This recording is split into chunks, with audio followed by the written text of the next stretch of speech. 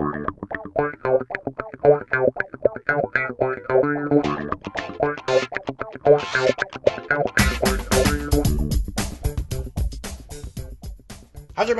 Welcome back to Comic-Jutsu. JT McRoberts here, and today I'm going to walk you through another edition of What Comics Did You Buy This Week, where I'm going to share a look at the stack of books that I picked up at my local comic shop, as well as some of the secondhand stores, and of course the secondary online market. Up first, we have a little handout that is going out advertising the upcoming Heroes Convention. Comic-Jutsu is not sponsored by Heroes, aren't hard to find, or the Heroes Convention, so we're not going to spend too much time on that. But I thought it was cool that they're promoting Bill Sienkiewicz returning, and I'm a huge fan of Sienkiewicz, and always have been, and of course I'm a huge fan of Moon Knight, as well as the upcoming Charlotte Minicon. Again, not sponsored, so we're going to keep on moving. Up first, we have the books that I grabbed off the shelf this week. This is Moon Knight Annual 1. It's probably a month or two old at this point. Maybe a month, I'm not exactly certain. But I'm a huge Moon Knight fan from way back, and even though I'm not thrilled about the kind of current twists and turns that the character of Moon Knight has taken, I really kind of prefer the classic Moon Knight. I am a big fan of anytime he interacts with the Werewolf by Night, and you'll see a bit of that recurring theme here in today's What Comics Did You Buy? So we grabbed this annual. I also grabbed issues 2 and 3 of the Gaiman Buckingham Miracleman Silver Age storyline. Pretty excited about that. I did not know that Buckingham had actually redrawn his original art for these stories, to retell this story, so that's pretty fascinating for me. I'll show you something a little bit cool. Grab this off the shelf when it was originally released, so here you can see the long defunct Eclipse logo here at the bottom. This is the Golden Age collection. Right before all of the Miracleman properties went to hell in a handbasket, courtesy of Todd McFarlane and Neil Gaiman, and the hubbub that came out of that particular deal when Gaiman scooped up the Eclipse properties. But if you've never seen it, this is what it looks like. Bought this brand new off the shelf back in the day, and then I kept waiting and waiting and waiting for the follow-up to come, and it never came. So of course I'm excited that we're finally at the point where we're seeing some resolution to that all these years later. So I'm looking forward to digging into this. I'm a huge fan of Miracleman, and I'm excited to see how all these play out.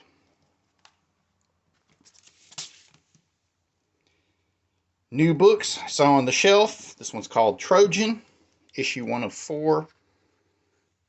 The cover caught my eye. You know, there was a recent post/question, or maybe a poll, even though it wasn't a poll, but it was definitely a question about do you, as an independent creator, purchase independent comics? And my answer was, well, yes, I do, but there's no such thing as team indie comics, meaning if one creates or follows independent comics, you are not obligated to purchase every single one of them that comes out. The onus is on the creator to catch the eye of the consumer. So I always look at them, but if it's not something I'm interested in, I do not pick it up. But I thought, hey, this is an interesting looking cover. I like how these are kind of like wings. It's got these computer screens. It's a very kind of postmodern approach to it. And when I flipped it open, I thought the introduction and the blurb and the first bit of action here on the opening pages, I thought it was intriguing. I thought, hey, let me check this out. This looks really cool. Up next, another nice little indie book, The Oblivion Trials. The Oblivion Trials. I don't know if this is part of an ongoing series or if this is just the beginning of the entire thing. It says part 1 here on the cover. This is from Source Point Press. I've never heard of it before, but the name is cool. It sounds like something that Grant Morrison would do, or a Michael Moorcock. You know, one of those kind of cosmic storytelling type guys. I like the artwork. It actually reminds me a little bit of Walt Simonson's run on Multiverse for Michael Moorcock. I just thought, hey, this looks cool. So they did their job in catching my interest. Thought the cartooning on the inside looks good. The coloring is very nice. And seems like an interesting concept. So I thought, hey, I'll give it a try. And then I also picked up the first issue of Mark Millar's new Prodigy, #1, Prodigy, the Icarus Society. Mark Millar has become Captain Hackenstein of repackaging Dark Knight and the Watchmen in every way, shape, or form that he can come up with. Honestly, he, aside from maybe Civil War, he hasn't moved on from those Dark Knight and Watchmen tropes. But he's learned how to mass market them, and he's going to ride that train to the very end. So kudos to him. Every now and then I give a new book of his a try. But I have found over time that a lot of them just don't stand up after the initial reading and the interest, such as his run on Ultimates, that they're usually just not worth revisiting. You know, outside of the initial concept, they don't really expand the boundaries of superhero comics and superhero storytelling at all. But good for him. I'm going to call him Millar. I don't care if he says Miller, because that's how we say it here in the South, baby.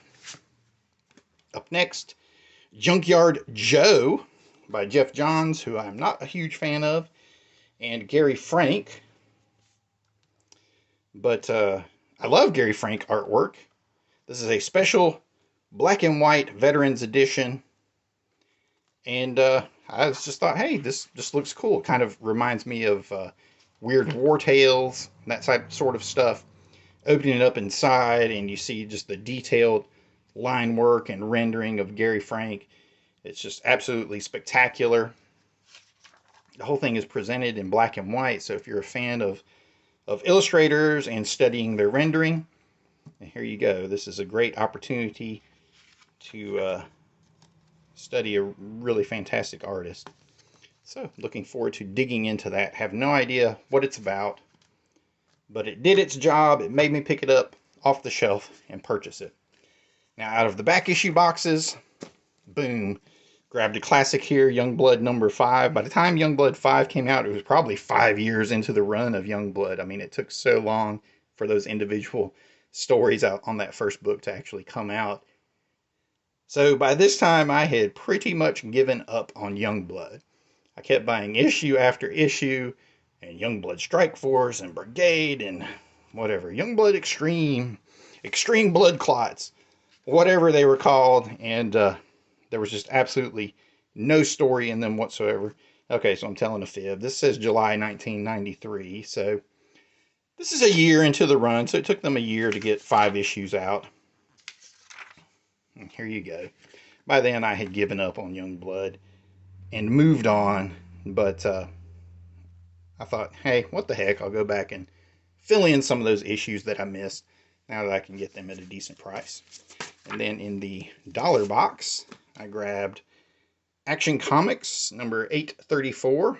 And this book itself is pretty old at this point, but actually features artwork by John Byrne with Gail Simone writing.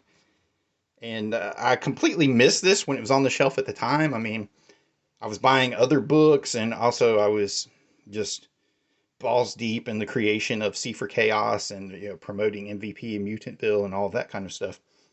So I just wasn't able to keep up with every comic that was coming out on the shelf.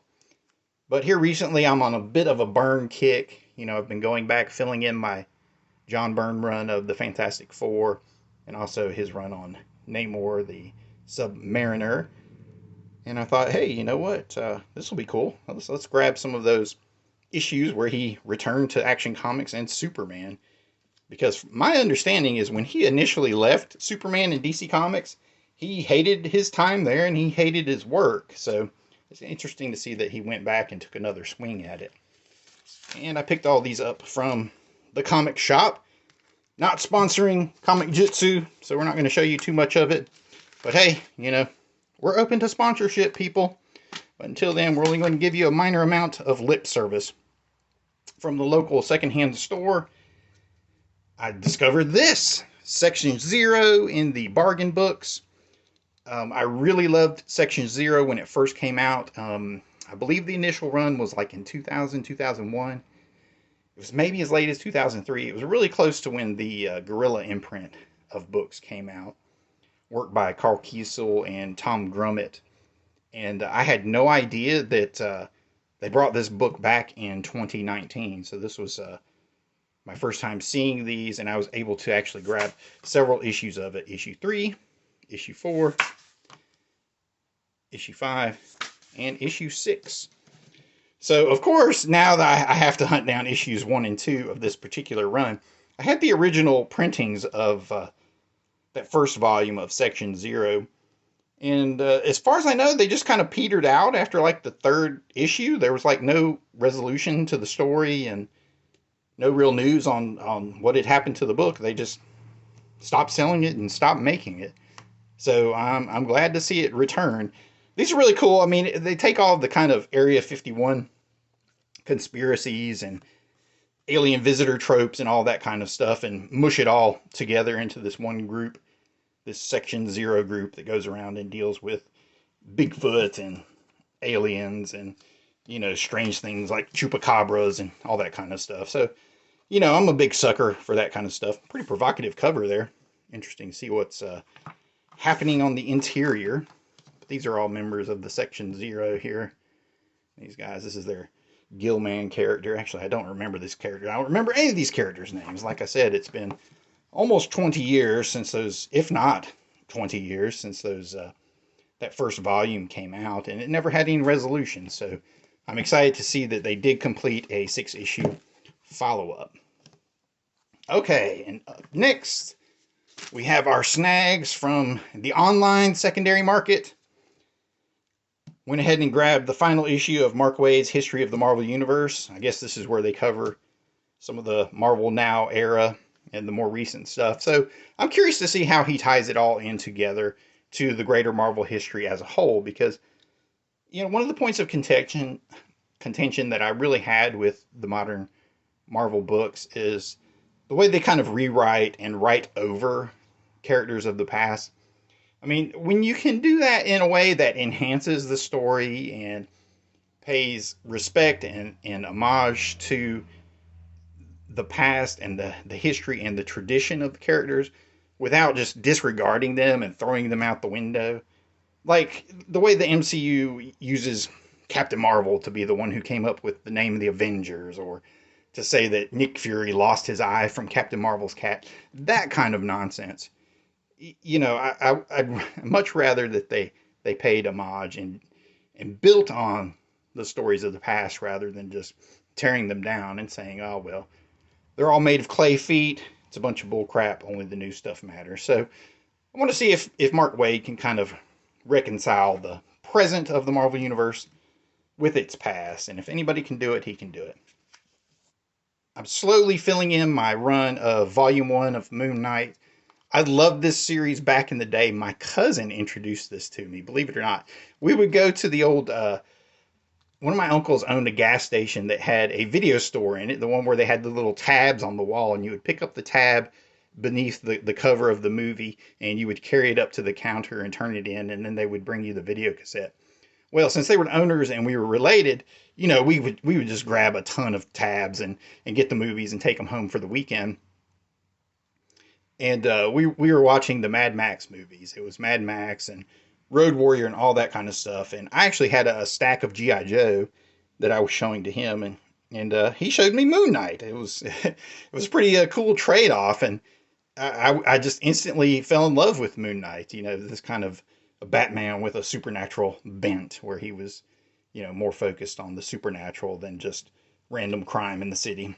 And then, of course, as an artist, how can you not both love and be in awe of Bill Sienkiewicz's work? So just this great, stark graphic cover. Very simple, but absolutely brilliant. I was lucky enough to grab a nice little score of Don McGregor's run on the Black Panther. These were the first stories about T'Challa based in Wakanda. So this is a pretty historic run here. And I got these for an absolute steal. Here you can see the fantastic Gil Kane covers. I absolutely love these covers. I'm probably going to try to fill in a few more issues of this particular run. You know, the stuff with Killmonger and whatnot. But I must say, I got this for a great deal, but man, this issue is a mess. That's why it's still in the board and bag, because the back cover, oh God, it has like mud or food or something on it. Just some kind of disgusting matter all over it that I'm going to have to go and try to clean it off. I don't know, with an eraser or something like that. But if anybody has any good comic cleaning tips out there, you know, leave me some tips in the comments below so I can try to save this particular issue of Jungle Action, because I want to see what happens with the Wrath of the White Gorilla. And then up next, I scored a nice little run of King Conan books, numbers 1 through 7, I believe, for a really great price. And honestly, I've always been a huge fan of Conan, and I remember looking at the King Conan books when they were first released. This is the Tothamon. This is the character that James Earl Jones is supposed to be playing in the Conan movies and Conan the Barbarian. But I was never really interested in this when it initially came out. I much preferred just the regular Conan the Barbarian series. But as a writer, I'm kind of curious to see, you know, how do they structure the stories of King Conan? This is Conan after we've seen him adventuring for years, you know, just traveling and having battles and stealing and robbing and defending, you know, various causes and taking on crusades and battling pirates and raiders and slavers and all these things. So I'm curious, like, well, how do they structure the stories for a King Conan, for a guy that is the mightiest monarch of a time-lost land? You know, a Conan that has everything he ever wanted, that has everything that he fought for. You know, what are his new needs? What are his new desires? What are his new wants that drive him to venture out across the land of Hyperborea? So that sent me off on a little King Conan kick. And that is the bad thing about getting great deals on the secondary market, because now that I scored a great run of the first 7 issues, I immediately had to try to fill in the rest. There were, I think, 55 issues of this. So, of course, I went and tried to find a few lots to fill in the other issues that I am missing. So you will probably see King Conan return in a future edition of What Comics Did You Buy this week. This looks like a Walt Simonson cover, actually. There's the Simonson dinosaur signature there on the side. This would be about the time that he was doing, or either getting ready to do, his classic run on Mighty Thor. And there we see issue 7.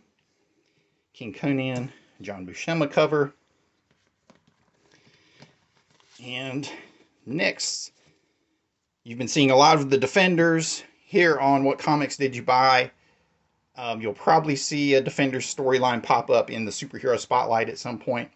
And maybe even an issue of Rarity, since I scored some of those early issues. But rather than continue to spend like a couple $100 getting all of those early Defenders stories, I thought, you know what, let me head this off at the pass and see if I can save myself just a touch of money by grabbing this Epic collection, which is really nice because it has all of those books that I've shown you previously: Doctor Strange 183, the Incredible Hulk crossover, the Submariner crossovers, as well as the 1 through 3 Marvel features, the first 11 issues of Defenders, and then the crossover with the Avengers when they had the Avengers versus Defenders War, as it's called. And I thought, you know what, let me just get the collection so I can read these, so I'm not burning to collect those early issues and have to pay collector prices for them, because it's difficult finding them for a good price. I mean, it really takes time and you have to be really, really patient. But I'm a big fan of these Epic collections, and if you've never seen them, they're definitely worth picking up, because they always have nice little Easter eggs in the back.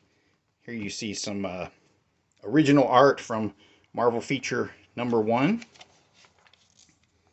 More original art.